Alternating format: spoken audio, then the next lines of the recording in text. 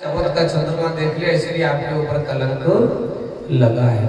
बस उसी दिन से फिर भगवान ने कलंक हटाने के लिए जंगल में जाते हैं और वो मणि ढूंढ करके लाते तो जामवंत जी अपनी बेटी को दे देते हैं और जामवती उसमें डोरा बिना करके अपने गले में धारण कर लेते हैं। जामवंत जी और भगवान का युद्ध होता है और अंतिम में जामवंत जी कहते हैं कि प्रभु मेरी इच्छा आपने पूरी कर दी, अब मैं अपनी बेटी जामवती का विवाह आपके साथ करना चाहता हूँ। तो भगवान का दूसरा विवाह किसके साथ हुआ? जामवती के साथ। तीसरा विवाह हुई 17 जन को मणि ला करके दी तो उसने क्षमा प्रार्थना करी कि भगवान मैंने आपके ऊपर इतना बड़ा कलंक लगाया है तो आप मुझे क्षमा करिए और मैं अपनी कन्या आपको देना चाहता हूँ। तो उनकी बेटी का नाम था सत्यभामा। सत्यभामा का विवाह भगवान के साथ हुआ। यमुना जी के साथ भगवान का विवाह हुआ। भद्रा के साथ भगवान का विवाह हुआ। नागनजित राजा का की बेटी का नाम था नागनजी थी। पहले के राजा स्वयंवर रचते थे।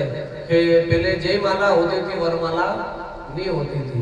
जयमाला में देखा होगा आपने कि अर्जुन द्रौपदी को जब स्वयंवर में गया था तो मछली की आंख में तीर लगाना पड़ता था।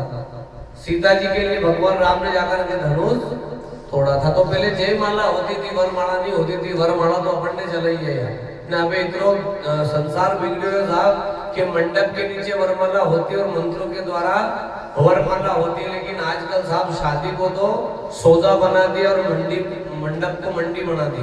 पहला का जमाना में छोरी को बाप ने छोरा को बाप, दो ही आशा रहता था, दो रिश्तेदार गले मिलता था कि जैसे कोई दो दोस्त होगा ना। अबे उन्हें छोरी का बाप का खाना पे अलग बेग है ना, छोरा का बाप का खाना पे अलग बेग है। छोरी को बाप तो सोचे के काका तेणो, फिर छोरा को बाप आसो लगे काका लेनो आशा घूमे ना ब्याह में जो कहीं मंडी में के दलाल घूमी गया।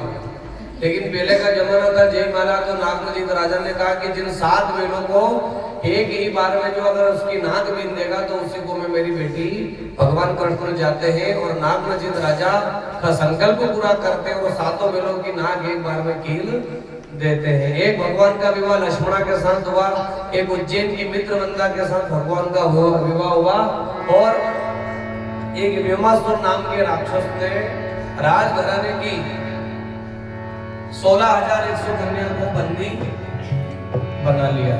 लेकिन बंदी बनाया उन्होंने कहा कि हे भगवान कृष्ण